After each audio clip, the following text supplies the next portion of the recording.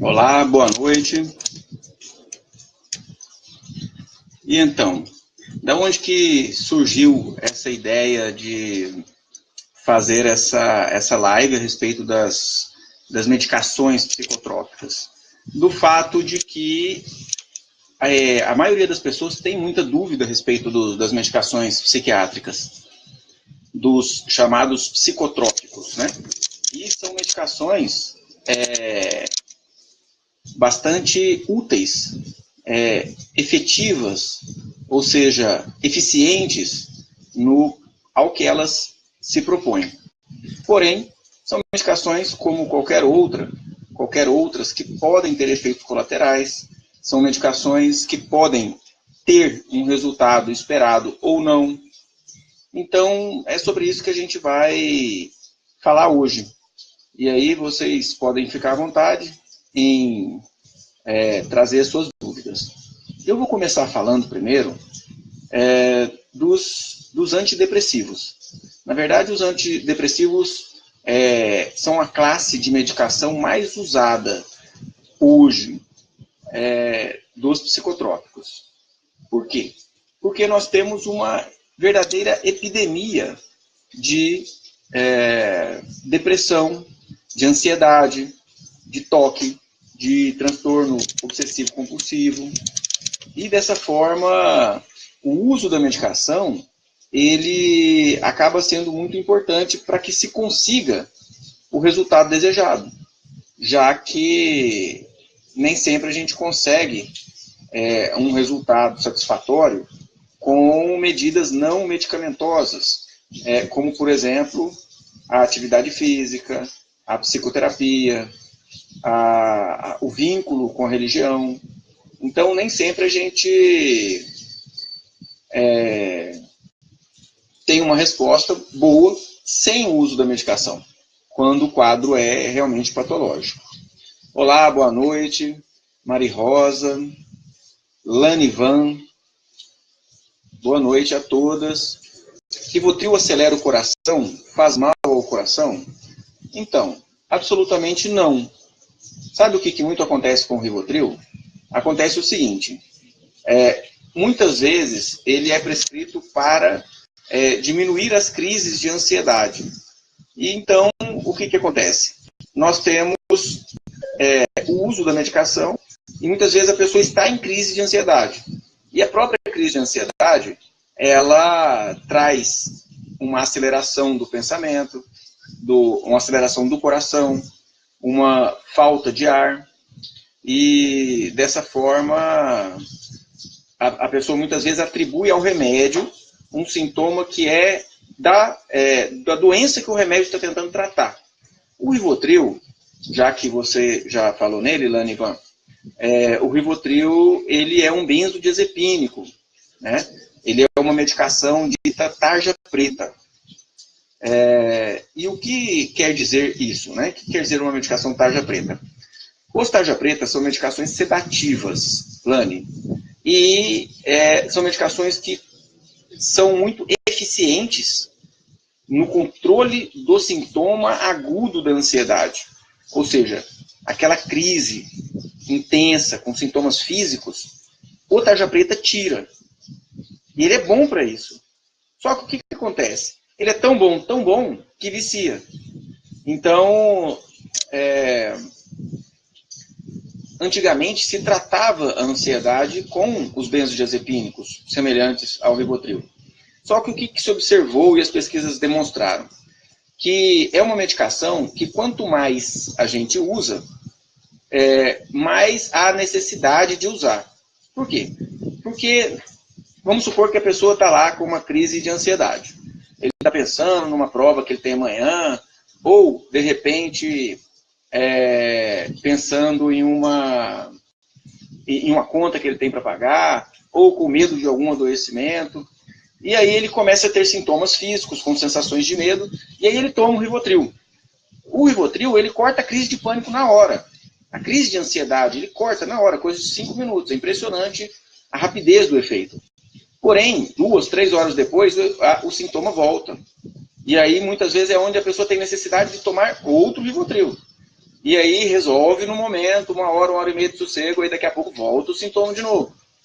E então, o tratamento, quando feito só com o tarja preta, ele acaba gerando dependência e gerando tolerância. O que é tolerância? É quando a pessoa tem uma necessidade cada vez maior de tomar a medicação. Na verdade, tem uma necessidade de doses cada vez maiores para ter mais o mesmo efeito de antes. Entende? Só um minutinho.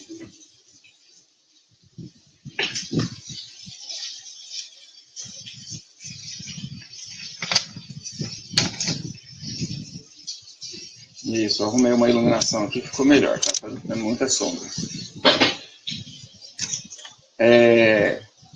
Então, deixa eu ver a outra dúvida aqui da Lani.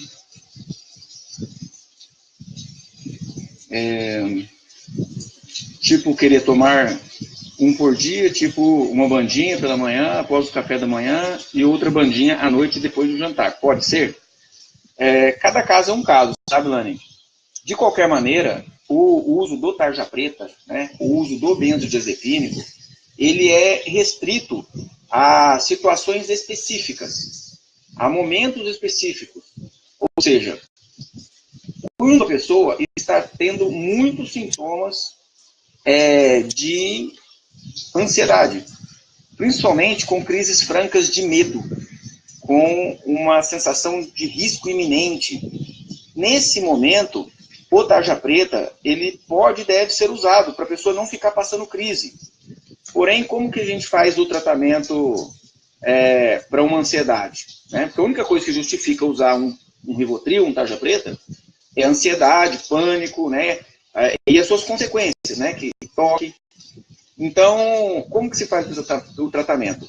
Nós utilizamos uma medicação tarja vermelha, ou seja, uma medicação ética, uma medicação que não causa dependência, não diminui memória, não diminui a capacidade de inteligência, ok? São medicações muito seguras. Só que a medicação que trata a ansiedade de uma forma ética é uma medicação que demora 4 a 6 semanas para ter um efeito pleno da primeira dose. Então, muitas vezes, na primeira semana de tratamento, a pessoa não tem melhora alguma. Ou, muitas vezes, ainda tem uma certa piora na primeira semana de tratamento.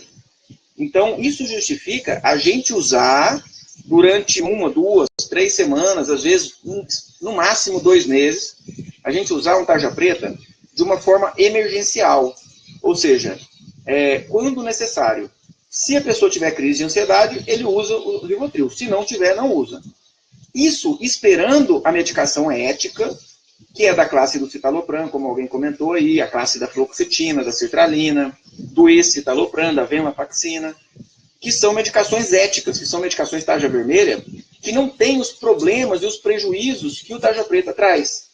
O Rivotril, alprazolam, bromazepam, e outros tarja pretas, o próprio diazepam mesmo, e os outros tarja pretas, são medicações que causam dependência, ou seja, a pessoa, depois de um tempo tomando, ela sente uma necessidade muito grande de tomar. Ou seja, ele sente fissura. Qual que é o conceito de dependência? O conceito de dependência é o conceito de fissura. Ou seja, de vontade de tomar aquele comprimido, e o tarja preta dá isso, como fonte de alívio. Então, o tarja preta a gente usa por um período curtíssimo no tratamento, até que as outras medicações façam efeito. Quando a outra medicação ética, que é o tarja vermelha, faz efeito, ele deixa de ser necessário, porque as crises de ansiedade não vão acontecer mais. Fala, Marco Cigarini, meu cunhado, meu compadre, como é que tá? Como é que tá aí em Londres?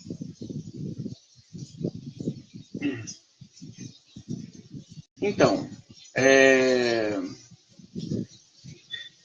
a Mari Rosa disse, eu tenho depressão, mas não faço nenhum uso de medicamento.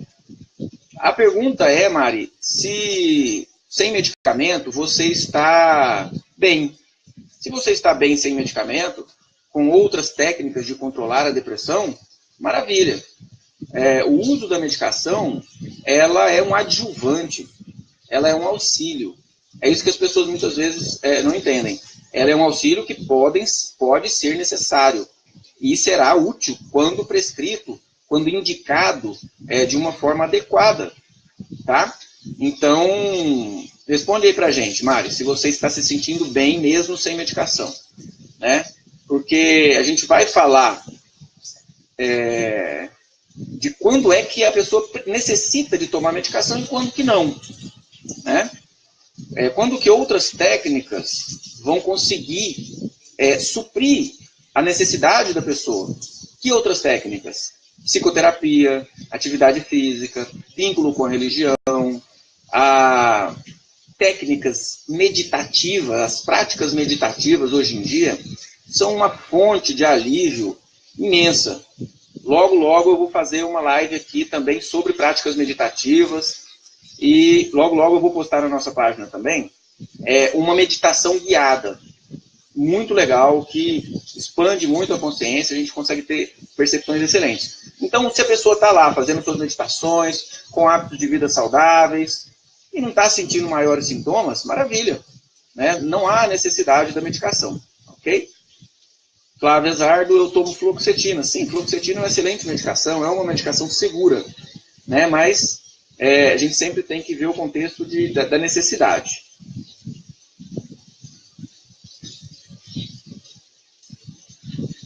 A Nancy pediu para a gente falar um pouquinho sobre fobia social. O que é fobia social, Nancy? A fobia social, ela é um medo, é uma fobia específica. Sabe fobia tipo medo de aranha, medo de altura ou medo de lugar fechado, claustrofobia? Existe um medo específico que é o medo de ser avaliado, que é o medo do que as pessoas estarão pensando a meu respeito quando eu tiver uma atitude qualquer.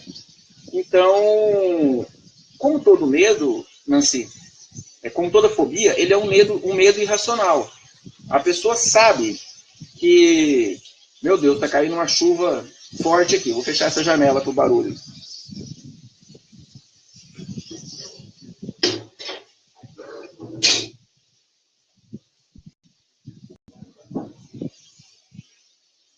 Ótimo. Então, vocês estão conseguindo me escutar bem? Estava um barulho danado de uma chuva aqui. Por favor, me digam aí. Então, só resumindo a fobia social, é quando a pessoa tem um medo específico da avaliação das outras pessoas. Então, ela não se expõe. Ela não... ela tem um pavor de se expor.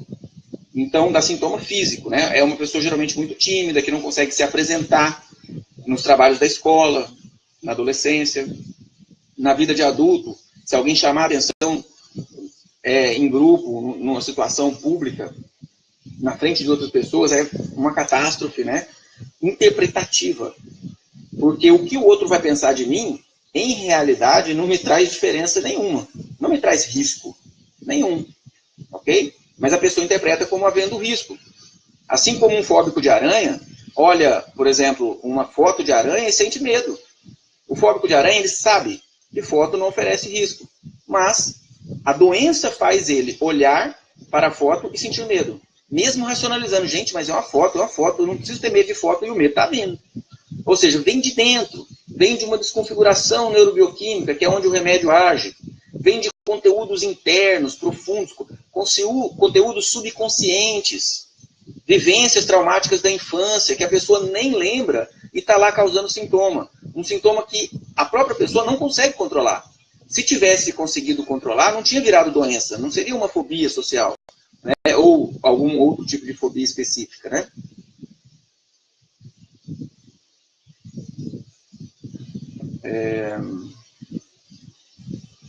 Kelpine está indicado para ansiedade? Fátima, o Kelpine é um antipsicótico. Ele é uma medicação agregadora do pensamento. O Kelpine, ela Fátima, uma medicação que é tipo assim, às vezes quando a pessoa está num quadro de depressão muito profunda, ou de ansiedade, ou de transtorno bipolar, a pessoa de repente sente-se confusa, ou seja, vem numa linha de raciocínio, Aí, de repente, essa linha de raciocínio se corta e outra linha de raciocínio já vem. Antes de terminar aquela linha de raciocínio, vem outro pensamento. Aí, de repente, vem outro pensamento. Alguém se identifica de ter vivido isso em algum momento? Fala aí pra gente quem se identifica de ter vivido um momento em que os pensamentos estavam meio embaralhados. O Kelpine é uma medicação que é utilizada exatamente para isso. Para agregar o pensamento, ou seja, trazer mais link, trazer mais ligação entre um pensamento e outro. Ou seja, ele traz mais coerência. Tá? Então, ele é usado mais para quadros de confusão mental, ou psicose, ou alucinação. Tá? Mas hoje em dia a gente usa muito para ajudar na qualidade do sono também. É uma medicação boa, é uma medicação segura, não é tarja preta, ok?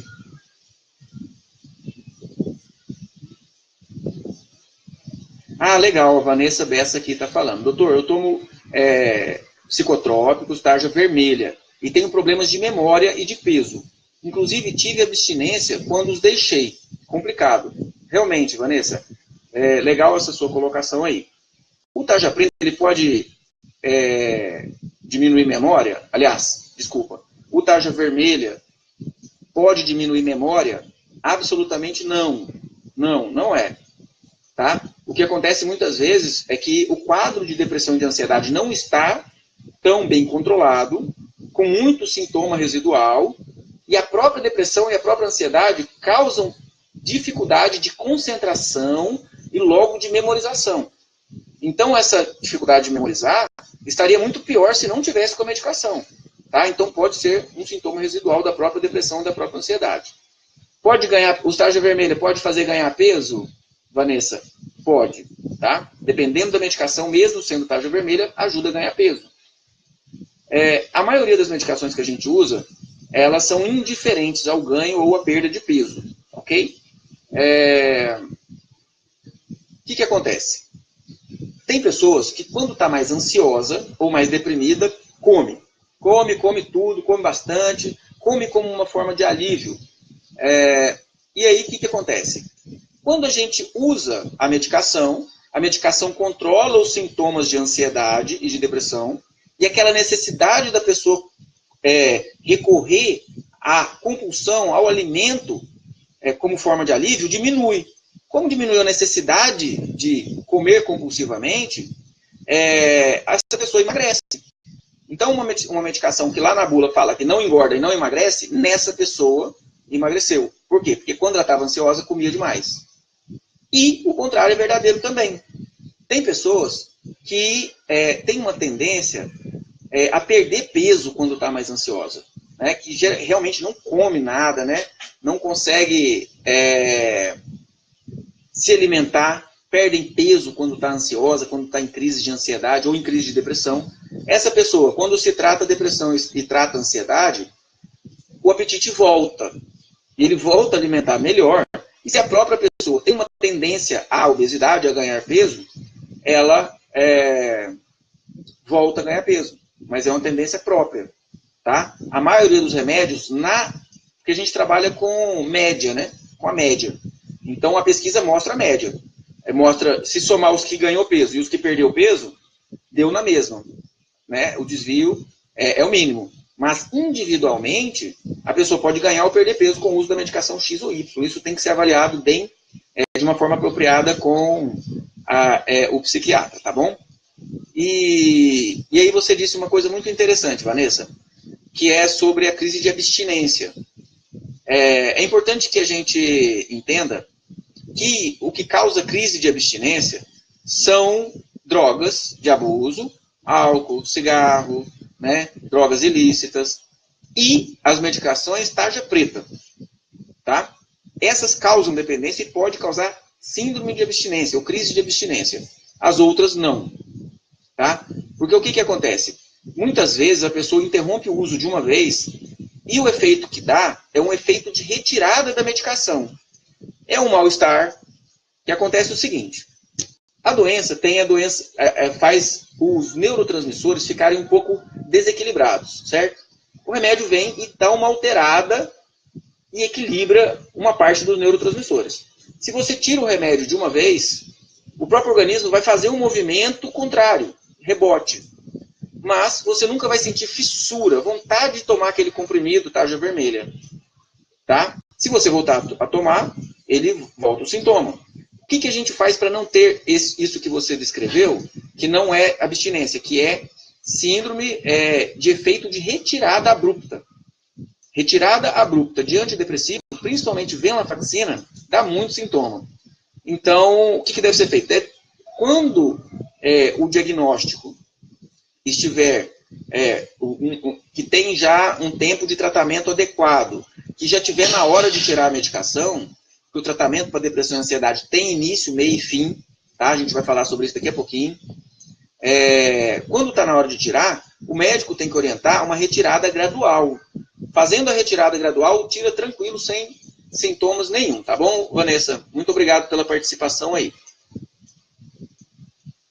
Flávia, Zardo, já tomei Rivotril uma semana. Muito obrigado pela participação de todos. Sandra.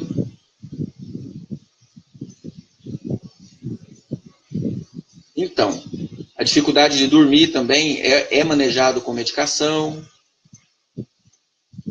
Fala, seu Paulo Mota. Tudo bem? Tranquilo aí? Legal. A crise de pânico. Flávia Zardo está falando sobre a crise de pânico. A crise de pânico, Flávia, ela é o seguinte. Quando nós estamos numa situação de medo, ou seja, quando estamos numa situação de risco real, vamos considerar aí agora um risco real. Um cachorro bravo vem correndo atrás de mim, por exemplo. Nesse momento, eu tenho uma descarga de adrenalina. A adrenalina está relacionada com a reação de fuga ou luta. Essa reação de fuga ou luta, ela causa, pela adrenalina, aumento da frequência cardíaca, aumento da frequência respiratória, palidez, né, diminui a circulação na pele, priorizando a circulação nos músculos, que é o músculo que vai precisar trabalhar vigorosamente para me salvar nesse momento de risco. Tá? Que mais que acontece? Muitas vezes a adrenalina dá náusea, dá diarreia. Tá? Isso se um cachorro bravo vir correndo atrás de mim. Ou seja, um risco real e iminente à minha integridade física. O que acontece é que quem tem ansiedade manifesta os sintomas de descarga de adrenalina em situações de risco que são interpretativos, em situações de risco que são muito mais subjetivos, ou a médio e longo prazo, ok? E quando a pessoa que estava lá lembrando de um problema longínquo, quando ela começa a reparar a alteração física, ela esquece do problema que ela estava lembrando lá longe e, prestando atenção no sintoma físico, ela pensa o quê? O que o negativista, o que o ansioso geralmente é? O ansioso geralmente é muito negativista, sabe? Pensa sempre no pior que pode acontecer. Rogério Duarte, meu outro cunhado, beleza, Rogério? Então, o que o ansioso geralmente pensa? Ele pensa quando a pessoa sente o coração batendo forte, a respiração acelerada, a pele pálida, às vezes dormência nas mãos, às vezes dormência nos lábios. O que ele pensa? Estou morrendo. Né? A crise de pânico nada mais é do que a certeza, do que uma sensação de morte da pessoa que está tendo descarga de adrenalina com motivos interpretativos. A pessoa não tem um risco real e iminente. Por exemplo, vamos supor uma pessoa que tenha medo de assalto. Sabe? Se ela fica muito pensando em assalto, o risco de ser assaltado ele é calculável, dependendo de onde você está, que hora que você está andando, se é um lugar... Né? Então o risco é calculável. Vamos supor que o risco de andar à noite em um lugar de ser assaltado é 1%. Quem tem ansiedade tem esse foco de temor, acaba manifestando uma avaliação de risco extrapolada. Então a pessoa, mesmo racionalizando que o risco de ser assaltado é 1%, ele começa a ter uma sensação que o risco de ser assaltado é 10%, 20%, 30%, 50%. Na hora que passa de 50% de avaliação de risco, essa pessoa começa a descarregar adrenalina e passa a vivenciar um assalto. Dentro de casa, muitas vezes, dentro de casa. Né? Porque quando ele prevê que com certeza vai acontecer, ou seja, a chance maior de 50%, ele passa a vivenciar como se estivesse acontecendo. E numa situação de um assalto, por exemplo, é para a pessoa, sim, ter descarga de adrenalina. Né? Acelerar o coração, acelerar a respiração, pensar rápido pensar intuitivamente, né? Não consegue concentrar logo, não consegue memorizar nada. Tá? E é a adrenalina que faz a gente não conseguir concentrar. Na verdade, se a gente está numa situação de risco real, a capacidade de concentração diminui, mas aumenta a atenção. Eu vejo várias coisas ao mesmo tempo, mas não concentro, não presto atenção em nada. Então eu não consigo concentrar e não consigo também memorizar. Mas eu vejo várias coisas ao mesmo tempo. Quando eu estou sob estresse, quando eu estou sob medo, quando eu estou sob descarga de adrenalina. Ok? Então a crise de pânico é quando essa descarga de adrenalina é interpretada pela pessoa como sendo a própria morte. Ok? Então, sertralina é uma medicação tarja vermelha. Ó, a Flávia Zardo. Eu tomei sertralina por mais de 2 anos e parei. E depois de 1 ano voltei a ter crise de ansiedade. Voltei a tomar o remédio. Ok. Legal, Flávia. Obrigado pela participação. Eu vou explicar sobre isso para você também. É o seguinte. O tratamento para depressão e ansiedade tem início, meio e fim, correto? A gente geralmente demora ajustando a medicação para a pessoa ter uma resposta plena. Ou seja, o que é uma resposta plena? O que é uma pessoa que está satisfeita com o tratamento? 80%, 90% pelo menos, 80% ou 90% dos sintomas que incomodavam foi embora. Beleza? Na hora que a gente chega nesse patamar, que a maioria do que incomodava foi embora, se a gente tira o remédio nesse momento, nós temos uma piora pouco tempo depois. Não é rápida essa piora, porque o remédio tem um efeito cumulativo. Então, assim, quando demora 1 mês para fazer efeito, ele demora 1 mês para cessar o efeito depois que a pessoa para. Ok?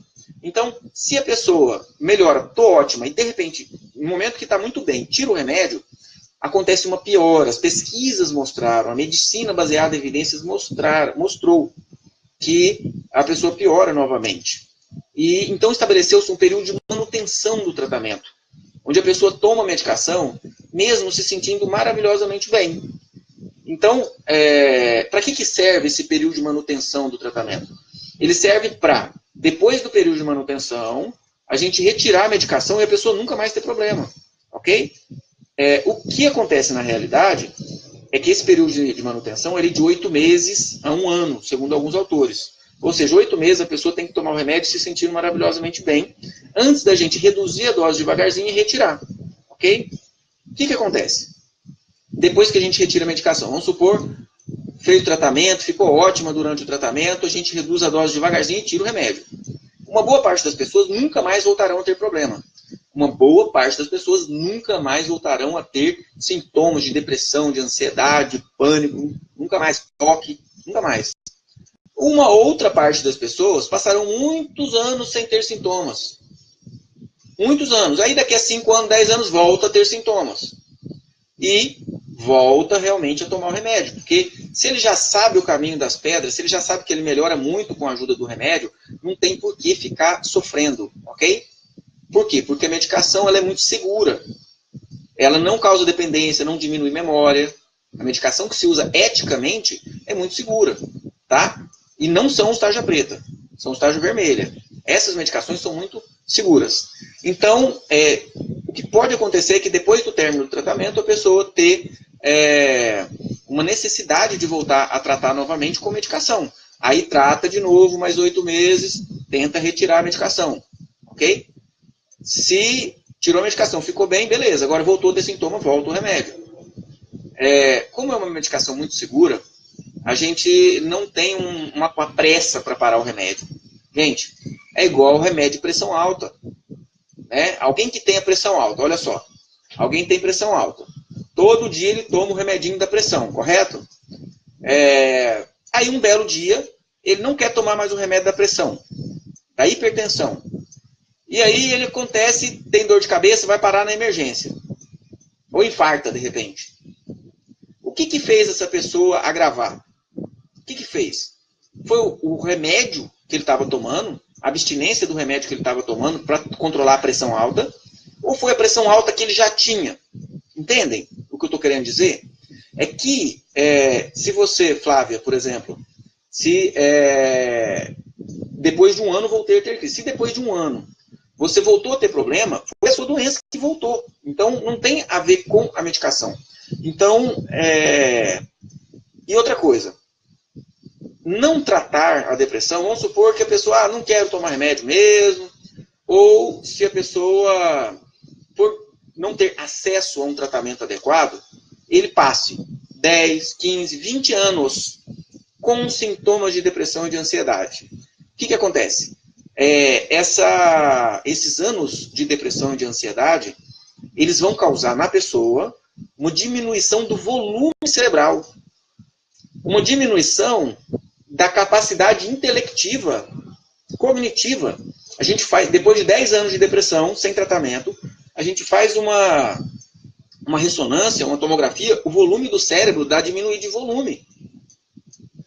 A capacidade, a gente faz testes de inteligência, e os testes dão todos menor do que o esperado para aquela idade.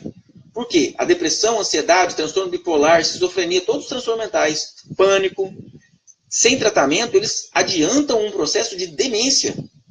Então, as medicações que se usam hoje para tratar depressão e ansiedade, ao contrário do que se pensa muitas vezes, são medicações chamadas neuroprotetoras. Por quê? Porque ela protege o cérebro desse processo de demência que aconteceria se a pessoa não tomasse remédio e passasse por sintomas de depressão e de ansiedade. Gente, se uma pessoa não tem problema de depressão, não tem ansiedade, óbvio que não precisa tomar remédio, ok? Mas se tem, precisa.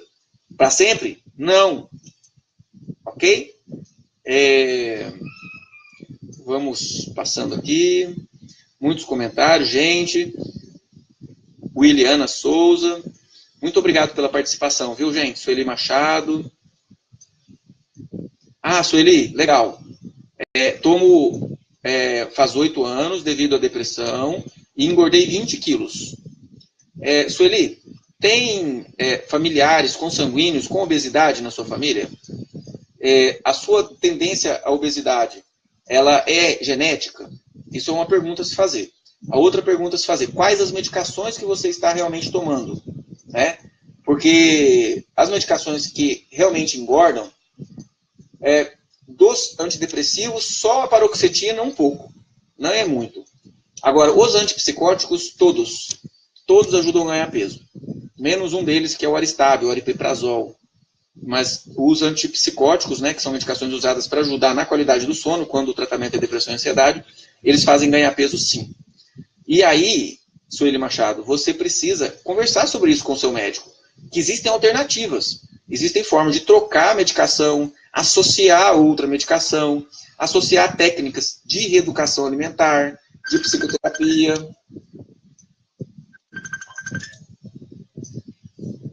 Ok? Para ver aonde que está o furo do tratamento. Porque se for a medicação que está te engordando mesmo, ela tem que ser retirada. Gente, efeito colateral não é para ser tolerado de forma alguma. Quando as pessoas têm a visão bem antiga de que remédio psiquiátrico dopa. Se eu passei um remédio e a pessoa ficou dopada, ficou sonolenta, eu tenho que tirar esse remédio. Esse remédio não serve para essa pessoa. Por quê? Porque pode ter uma outra pessoa com o mesmo problema dele, que vai tomar o mesmo remédio e não vai ficar sonolenta.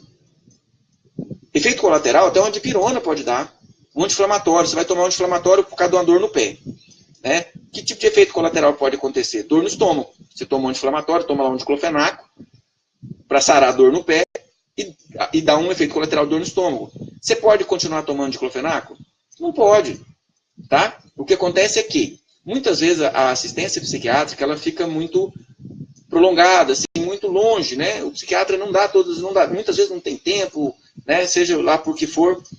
Muitas vezes a pessoa não está bem informada de que, se ela tiver o efeito colateral, ela tem que falar com o médico. O ganho de 20 quilos é mais do que um motivo para manejar o remédio, para acabar com esses 8 quilos. Com esses 20 quilos, aliás. 20 quilos em 8 anos. Ótimo. Williana.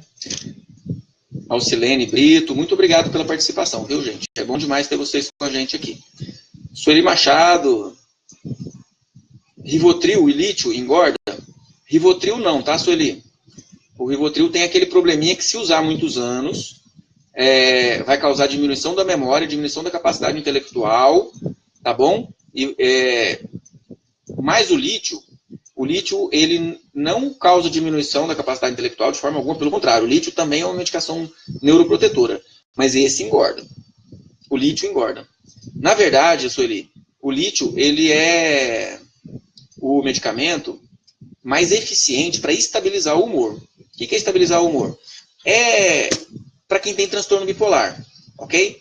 Quando a pessoa tem momentos de alegria exagerada e momentos de tristeza, de depressão, essa pessoa tem uma oscilação excessiva de humor. Então a gente usa medicação para estabilizar esse humor, ok? Para não deixar a pessoa entrar na euforia, que é uma alegria exagerada que não compensa, né, que acaba dando prejuízos. E a pessoa, o lítio, ele ajuda a não entrar na depressão. Então, ele é uma medicação muito eficiente. Ele é o melhor de todos, tá? Mas ele é cheio de efeito colateral mesmo. Ele engorda, ele pode trazer retenção de líquidos, né, inchaço nos pés, nas pernas, né? Então, ele é uma medicação que tem que ser manejada de perto. Mas tem pessoas que tomam lítio e mudam da água para o vinho, que ela é uma medicação benéfica para essa pessoa. Então, o que a gente tem que deixar bem claro aqui é que o tratamento psiquiátrico ele é sempre personalizado. Entende? A gente, na consulta psiquiátrica, nós traçamos um perfil de sinais e sintomas, e estabelecemos a medicação. Mesmo estabelecendo esse perfil e colocando a medicação que melhor se adequa àquilo, a gente nunca tem a certeza absoluta a gente nunca tem a certeza absoluta que a pessoa vai responder maravilhosamente com aquela medicação. A gente nunca tem certeza absoluta de que tipo de efeito colateral vai poder dar naquela pessoa se ela não tomar o remédio. Então, infelizmente, a gente faz teste terapêutico. A gente estabelece critérios, através de critérios, a medicação que mais se adequa para essa pessoa, segundo os sinais e sintomas dela, é essa, ok? Aí a gente dá essa medicação, né? Felizmente, em 95% das vezes a gente acerta. Só que tem uma minoria das vezes, 5 a 10% das vezes, das pessoas, que não vão se dar bem com a primeira medicação e a gente vai ter que reavaliar depois de um mês e meio, e trocar a medicação se a resposta não foi satisfatória. E o que é uma resposta satisfatória? É ter reduzidos pelo menos 80%, 90% dos sintomas que incomodavam. Se a tristeza incomodava 100, ela tem que ter diminuído 80 daquilo que ela incomodava. 90. Aí a gente está satisfeito com o tratamento. Caso contrário, tem que falar com o psiquiatra, tem que fazer psicoterapia, tem que ter hábitos de vida saudáveis, tem que ver o que tem que ser feito. Ok? Fala, Marco. Um abração para minha família aí de Londres. Joana Carvalho. Gisele. Meu corpo se sente acostumada com as medicações e se tornar resistente, tomando o remédio impotente. Eu não entendi muito bem o questionamento. Mas vamos lá, obrigado, Gisele. A medicação, Gisele, que realmente pode fazer a pessoa acostumar, é só o tarja preta, ok? Você começa tomando um comprimidinho por dia, fica ótimo. Lá pelo terceiro dia você aumenta para 2, lá pelo quinto dia você aumenta para 3, para 5. Então, realmente o organismo acostuma e há necessidade de tomar cada vez mais. As medicações tarja vermelha, que são éticas, elas não causam esse efeito de acostumar. É um efeito que chamamos de tolerância.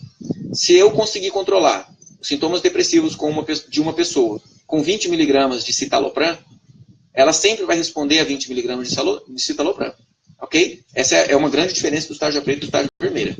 Então, se de repente você está tomando só a tarja vermelha e estava bem e depois piorou, tem que ver se não foi algum fator externo, algum acontecimento que fez a sua piora, ou tem que ver se não houve um agravamento da própria doença, que isso infelizmente acontece no decorrer da idade. Marília Serpa, obrigado pela participação aí. Pânico, depressão. Charlene, minha prima Charlene, boa noite, lá de Cuiabá, minha terra natal. Vamos ver aqui, Williana. Doutor, fiquei insensível, tipo, muita dificuldade de chorar, como se nada me emocionasse. Isso é devido ao uso de antidepressivo ou a depressão, a ansiedade não foi curada? Como se tivesse ficado gelada. Não tenho mais desejo de abraçar, de tocar. E não era assim. Tipo, realista e fria demais. E conversando com as pessoas que usam antidepressivo, me relatou isso. Se for o remédio, é melhor parar. Minha memória piorou. Sinto falta de concentração. E prendeu meu intestino. Por favor, me responda. Agora, Juliana, realmente, os antidepressivos, eles podem trazer essa sensação, essa dificuldade de se emocionar. A pessoa muitas vezes não sente muita tristeza, mas também não sente muita alegria. Parece que as emoções elas ficam um pouco encobertas, digamos assim. Não é todo antidepressivo que causa isso e não é em toda pessoa que causa isso. Ok? Então, é isso que é descrito. Inclusive, existe uma medicação nova, que a grande promessa dela é não ter isso. É tirar os sintomas de depressão e sem causar digamos assim, essa diminuição da capacidade de se emocionar. Que é o Brintellix, é uma medicação nova, mais cara, inclusive, que ela promete não causar isso, ok? Mas isolamento social, ou seja, não tem mais vontade de conversar, não tem mais vontade de abraçar, isso não é do remédio, com certeza. Isso é algo, talvez um sintoma residual da depressão que você disse que está tratando. Vamos lá. Sueli Estopa Vieira, mãezinha do meu coração. Minha mãe mora em Belo Horizonte. O Rivotril, com o tempo, deixa de fazer efeito para a normalização do sono. Sim, é exatamente isso. O efeito de tolerância, ele é esse, que às vezes você dorme muito bem com um comprimido de Rivotril de 0,5. Depois de um mês você está precisando de 1 miligrama. Depois de mais 3, 4 meses está precisando de 2 miligramas, ok? Todo tarja preta causa isso. E olha que interessante. As pessoas que chegam no meu consultório, mais tomando tarja preta, às vezes 5, 10, 20 comprimidos ao dia. 20 comprimidos ao dia. Chega lá para mim. Quem que são as pessoas? Aquelas que mais resistiram a vida toda ao tratamento. Pessoa que tem ansiedade grave, pessoa que tem muitas vezes transtorno bipolar, com muito sintoma. E aí o que acontece? Como a pessoa não assume que necessita de medicação, como a pessoa não assume que tem um problema, ele não resolve esse problema. Ele vai no cardiologista, fala que está com palpitação, o cardiologista taca lá um tarja preta para dormir, porque o efeito do tarja preta é muito rápido, é muito bom, ele traz um alívio muito grande. Mas só que o tratamento só com tarja preta é insustentável. Então a pessoa pega uma receita de um tarja preta lá com o cardiologista, outra receita com o ginecologista, outra receita com o médico do postinho, e vai aumentando o uso daquele tarja preta, sem fazer um tratamento adequado. Ou seja, a pessoa que mais não queria tomar remédio, geralmente é que chega lá tomando altas doses do único remédio que não era para tomando. É impressionante como isso é comum acontecer. Ok? Justamente por esse efeito de tolerância do tarja preta. Que a pessoa toma, olha, tá tendo uma chuva forte ali, tá tendo até trovão aqui, não sei se vocês escutaram daí. Então, o tarja preta ele só pode ser usado por um período curto no tratamento, período inicial, enquanto a medicação tarja vermelha ainda não fez efeito. Isso se a pessoa tiver sintomas fóbicos, tiver sintomas de medo, ok? Então, Simone, Claudete, Marcelino, muito obrigado pela participação. Lorax é um tarja preta, tá, Simone? É uma medicação que a gente faz todo o esforço no tratamento para não ficar. Ele não é um indutor de sono seguro, entende? Então, tem que ser feito alguma coisa. É raro a gente, infelizmente acontece, mas é raro a gente não conseguir tirar o tarja preta, é raro. Na maioria das vezes, a gente manejando o tarja vermelho de uma forma adequada, a gente consegue tirar o tarja preta, tá bom? Sertralina 50 miligramas. E, mesmo assim, mudança de humor muito rápida e muita tristeza. Isso é normal? Não. Se você está em tratamento está tendo mudança de humor, está tendo tristeza, não é normal. Né? O sofrimento não é normal. Gente, quando que uma depressão é depressão mesmo, doença? Quando que uma ansiedade é ansiedade mesmo, doença? Quando que uma preocupação vira ansiedade como doença? Quando que uma tristeza vira, digamos assim, uma doença? Quando tem sofrimento, quando esse sofrimento persiste. À medida que esse sofrimento persiste, à medida que esse sofrimento aumenta na vida da pessoa, à medida que impacta a vida afetiva, à medida que esse sofrimento impacta o trabalho da pessoa, virou doença. Não é para ser, não dá para conviver com doença. A gente trata, a gente cuida. Isso não estou falando só de doença, não. Qualquer coisa na vida que incomoda, que está trazendo sofrimento, alguma providência tem que ser tomada. Entende? Então, não é normal fazer o tratamento e continuar com o sintoma. É a mesma coisa de eu ir tratar a pressão alta, e eu tomo remédio todo dia, mas minha pressão continua lá nas alturas. Então não faz sentido. Algo tem que ser feito. O quê? Muitas vezes é a pessoa fazer a dieta do sal. Né? Muitas vezes é essa a saúde para ela conseguir controlar a pressão alta dela. Estou fazendo um comparativo aqui, tá, gente? Às vezes a pessoa precisa, para controlar a pressão dela, parar com sal. E aí ela não está disposta também. Entende? Que o tratamento da depressão e da ansiedade, a gente está falando aqui de remédio, mas não é só remédio, pelo contrário.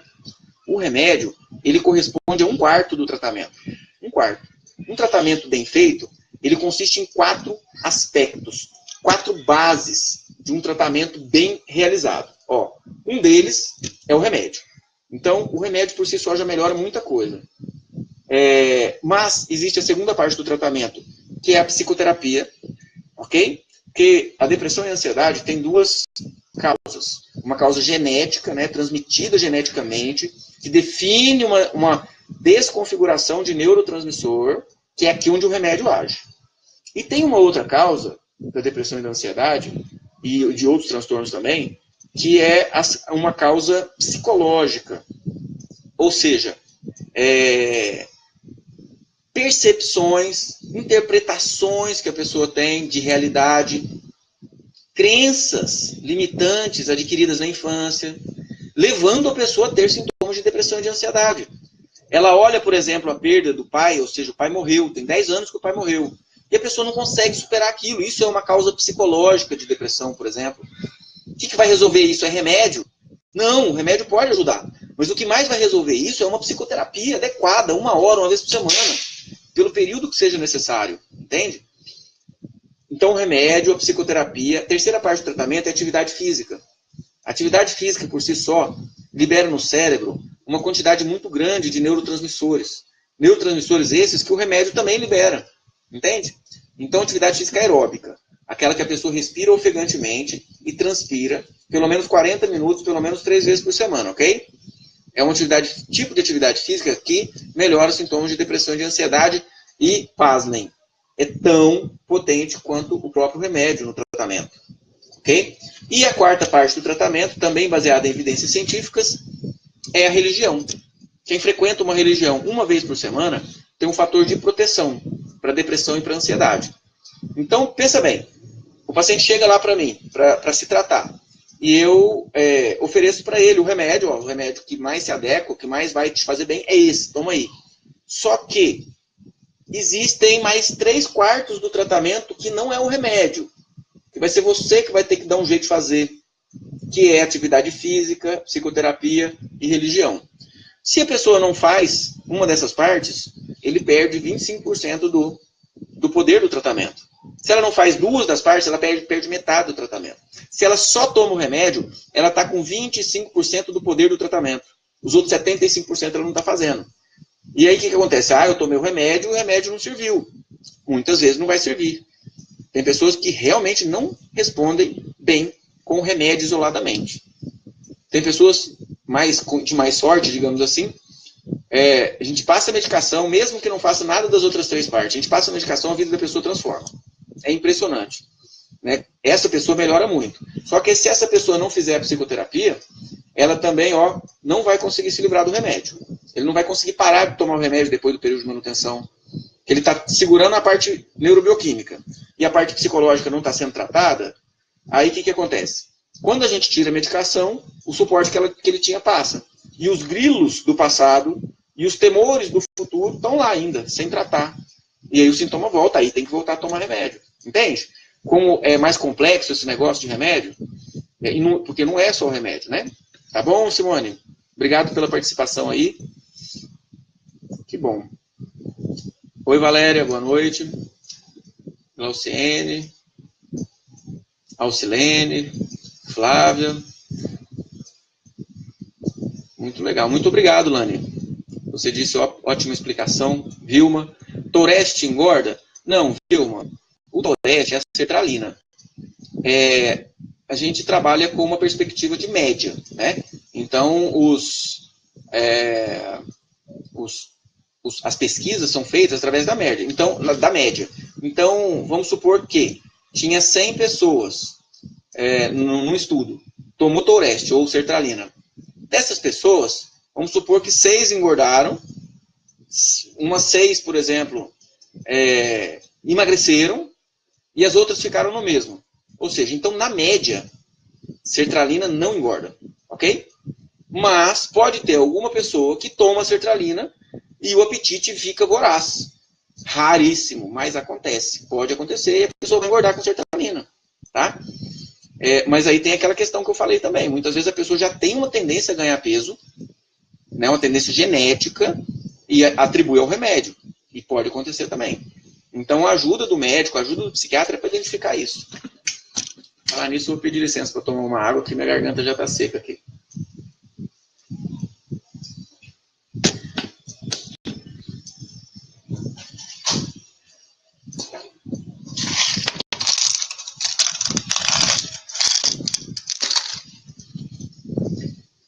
Uma balinha aqui para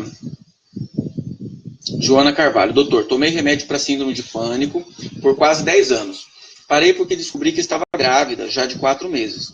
Parei de tomar e nunca mais voltei ao médico. Meu bebê já tem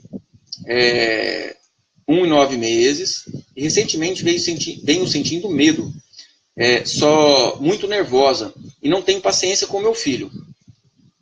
Dou minha vida por ele. Tenho medo que me dê um surto a qualquer momento. Joana, o que acontece? Como eu afirmei agorinha, o sofrimento ele não é normal. Entende? Se você está se sentindo incomodada pela irritabilidade, pela falta de paciência, você tem que buscar um recurso. E o que acontece? A depressão, ela é a doença do desprazer, do desgosto, da falta de perspectiva de futuro, da tristeza, da melancolia. Mas olha só, pessoas de personalidade mais rígidas, homens principalmente, de personalidades mais rigorosas consigo mesma, elas não se permitem melancolia, elas não se permitem reclamar. E aí elas manifestam depressão como irritação, falta de paciência. A pessoa não se permite a melancolia, mas a sensação que a pessoa tem é que está tudo muito ruim. E aí, quando vem alguma frustração, por pequena que seja, parece que é sempre a gota d'água, que seja um barulho. E aí a pessoa está sempre a ponto de estourar. Então, a irritabilidade, Joana, é um sintoma de depressão. A depressão pode estar voltando, né? Pânico mesmo, é medo, né? É medo da própria morte, são crises de medo da própria morte.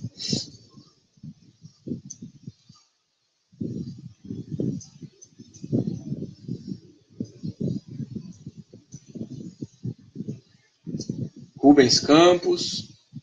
É possível manter o pânico sob controle com exercícios físicos, musculação? Rubens, a pesquisa que falou da atividade física, ela falou o seguinte, grupo de pessoas com pânico, com ansiedade, com depressão, que na verdade isso tudo está relacionado com o mesmo neurotransmissor.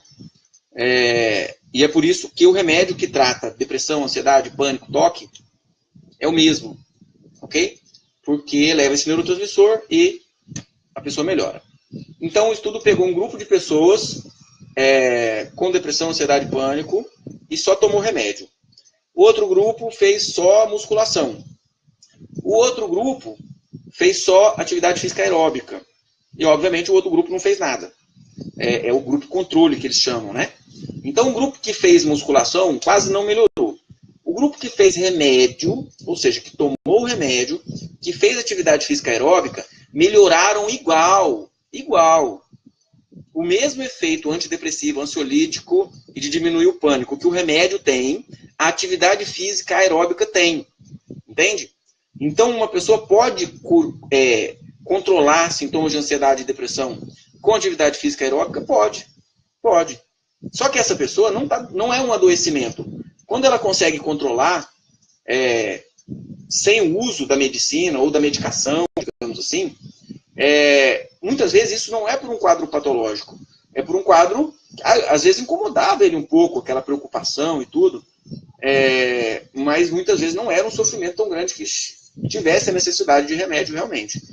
Então, a atividade física, a musculação não tem comprovação de melhoras, mas a atividade física aeróbica, aquela que a pessoa respira ofegantemente, transpira, pelo menos 40 minutinhos, pelo menos 3 vezes por semana, libera no cérebro o mesmo neurotransmissor que o remédio libera, inclusive na mesma quantidade, tá? Tá bom, Rubens? Então, a atividade física ajuda sim. A musculação é maravilhosa, só que para a mente tem que fazer uma esteira, uma bicicleta, uma aula. Olá, Joyce, boa noite, obrigado pela participação aí. Trabalho com terapia cognitivo-comportamental, é psicóloga, né? E neuropsicologia. Gostaria que me tirasse dúvidas sobre medicamentos benzodiazepínicos na atuação do sistema GABA. Como isso funciona? Então, o funcionamento da medicação dentro do cérebro, eu acho que não entra bem aqui no nosso assunto. Mas eu te adianto que o benzodiazepínico, ele causa uma redução da atividade neuronal. Por isso que ele causa sono. Ou seja, o cérebro começa a funcionar mais devagar.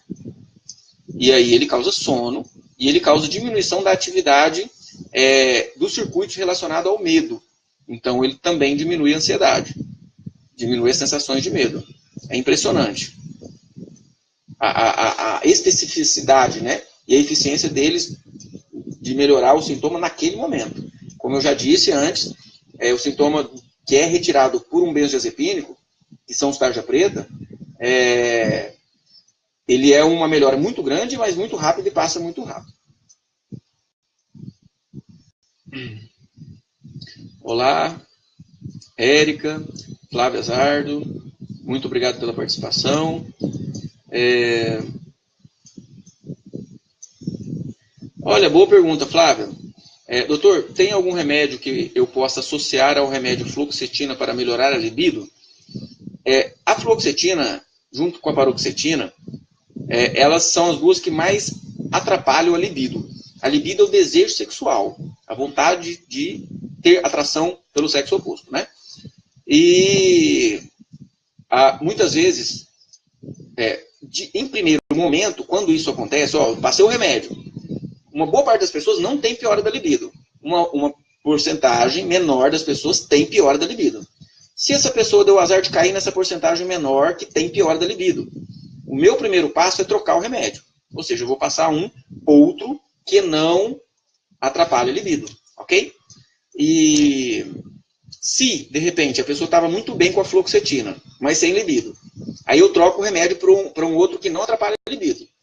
E essa pessoa piora muito da depressão, aí sim, há necessidade da gente associar uma outra medicação, geralmente a bupropiona, para que a pessoa fique com o controle da ansiedade e da depressão com a fluoxetina, por exemplo, e a bupropiona, que também é um antidepressivo ansiolítico, ajustando a libido, né, o desejo sexual.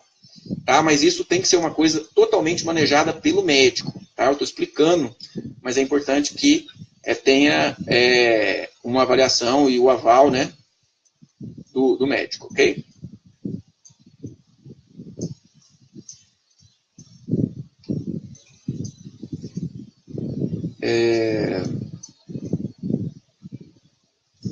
Então, eu vi a senhora Joana Carvalho falando sobre que ela estava tomando medicação e aos 4 meses ela parou. O que acontece? Hoje em dia, as medicações que a gente usa para tratar a depressão e a ansiedade, várias delas podem ser usadas durante a gestação. Por quê? Vários estudos provaram que o prejuízo para o bebê que a mãe não se tratou de uma depressão ou de uma ansiedade é muito maior. O bebê que a mãe não se tratou, ele é um bebê que tem menor desenvolvimento neuropsicomotor e menor peso ao nascer. Entende? E o vínculo materno com o bebê fica muitas vezes comprometido. E isso leva a um desenvolvimento neuropsicomotor mais reduzido para essa criança. Entende? Então, quando a pessoa tem sintomas de ansiedade e depressão e são sintomas intensos, a gente precisa, sim, realmente manter o uso da medicação. Obviamente, bem acompanhado pelo médico psiquiatra, que é muito importante. Então, nossa live está atingindo 1 hora aí, e eu tenho só a agradecer a participação de vocês todos, e nós teremos uma próxima live, que vai ser na quarta-feira, às 13 horas, ok? Eu vou fazer lá do meu consultório. E aí, eu quero que vocês escrevam aí, se vocês estão... se vocês têm algum assunto de preferência que vocês querem que a gente já trata nessa próxima live. Escreve aí na descrição que a gente vai preparar um material e apresentar para vocês. Ok? E aí até na segunda de manhã eu já confirmo qual vai ser o tema dessa nossa próxima live. Mas ela vai ser na quarta-feira às 13 horas. Tá bom? Muito obrigado pela participação de todos. E até a próxima live. Deixa o like, compartilha com quem você vê que vai ser beneficiado com toda essa informação, que nosso objetivo aqui é realmente promover a saúde mental. Um abraço, até mais.